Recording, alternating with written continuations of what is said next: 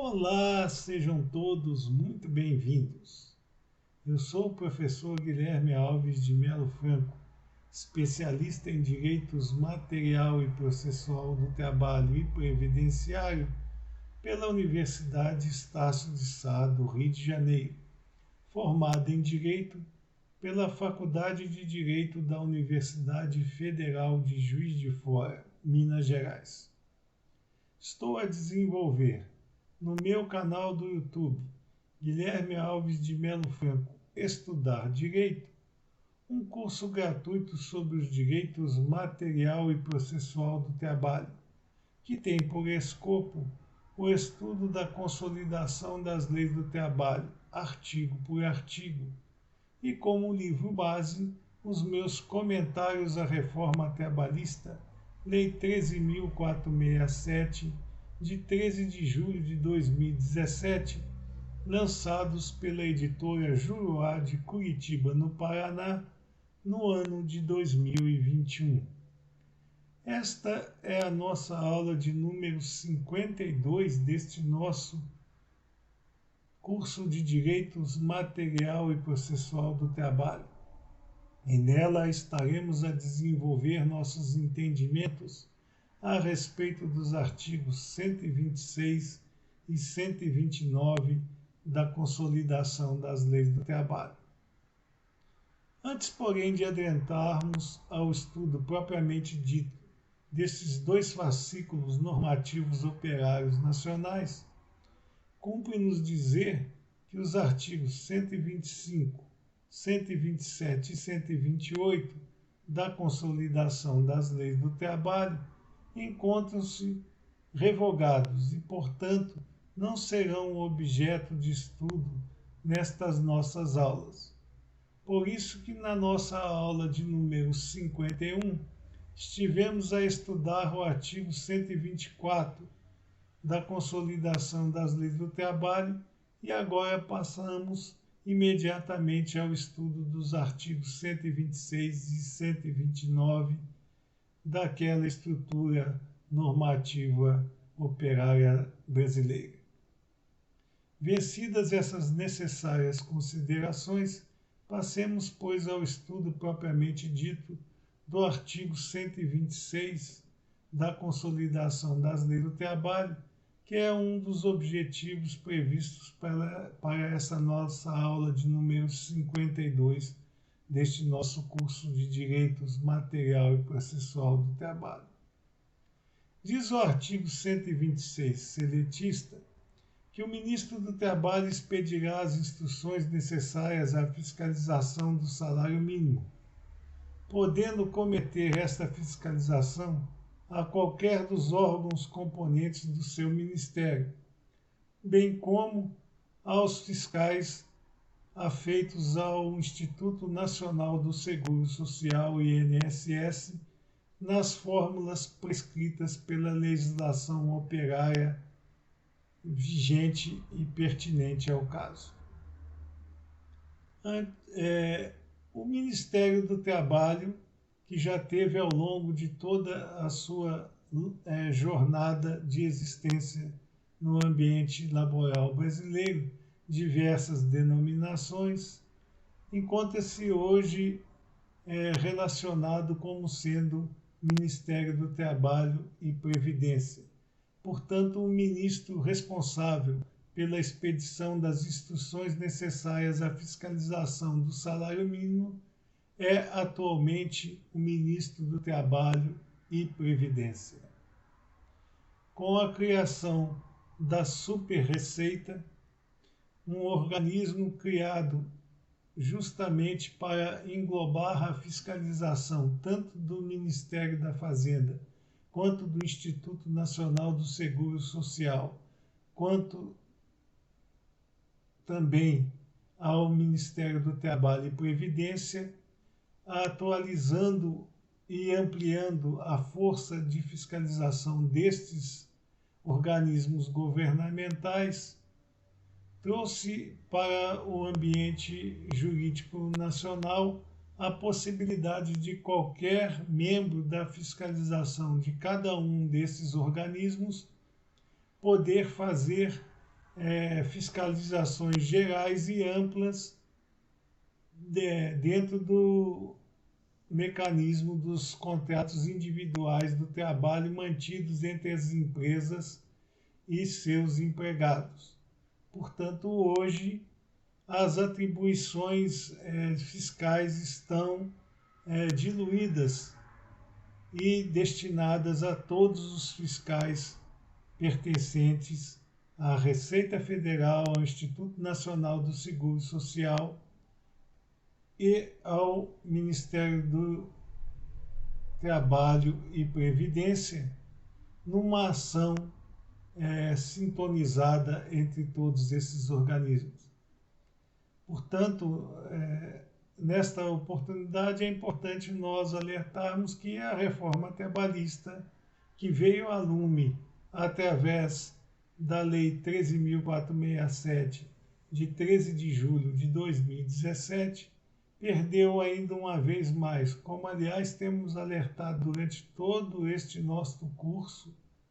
a oportunidade de trazer ao ambiente seletista a devida atualização de seus artigos. E o artigo 126 da Consolidação das Leis do Trabalho não ficou de fora desta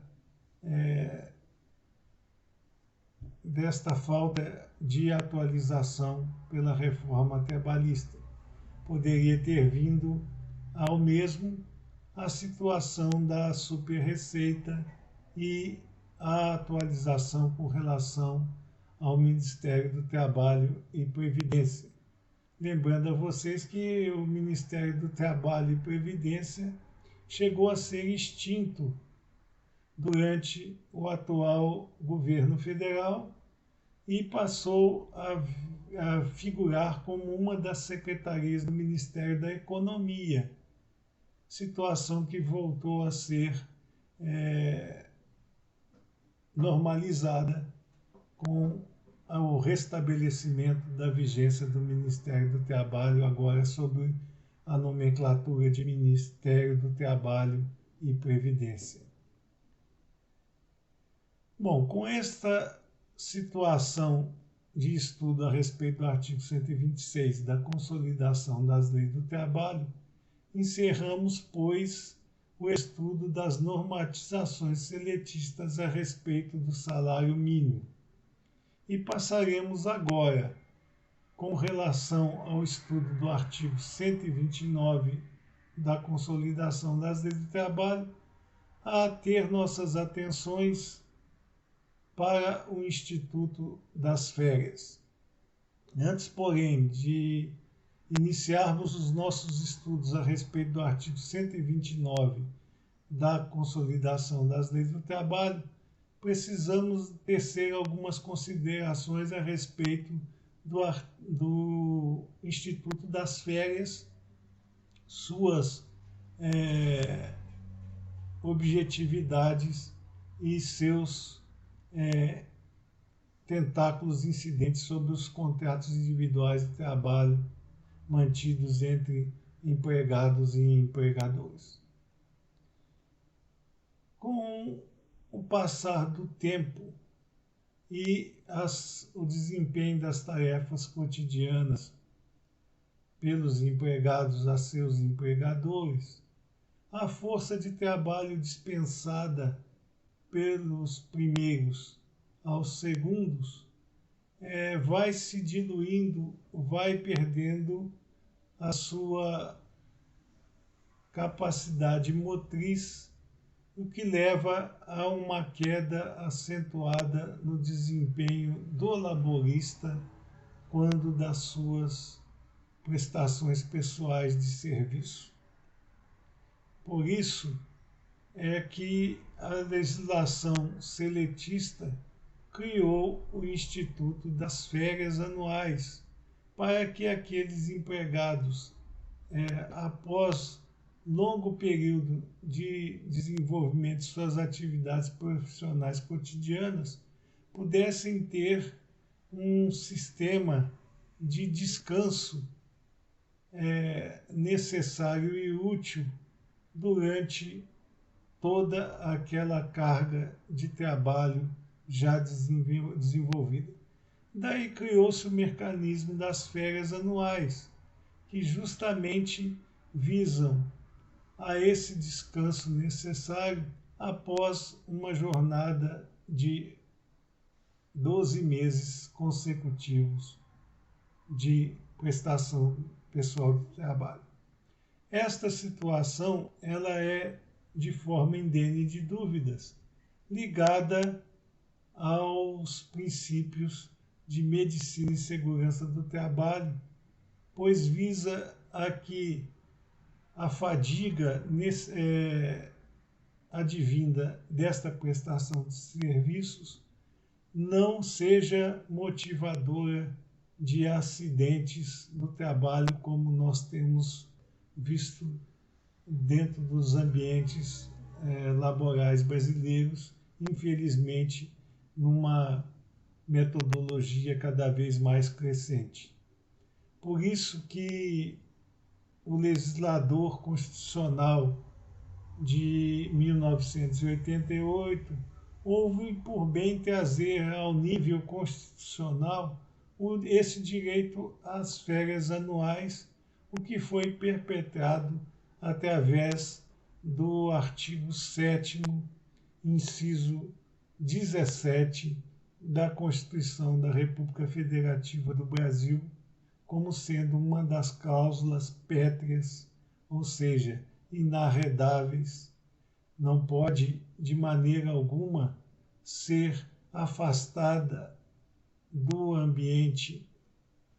dos contratos individuais do trabalho a presença das férias anuais, sob pena de total nulidade das assertivas relativas a isso. O artigo 7º, 17 da Constituição da República Federativa do Brasil determina que é direito do trabalhador ter anualmente deferida a eles um período de férias que deve ser remunerada na monta de 1/3 a mais do que a remuneração a que o empregado teria jus pelo período mensal de prestação pessoal de serviço a seu empregador.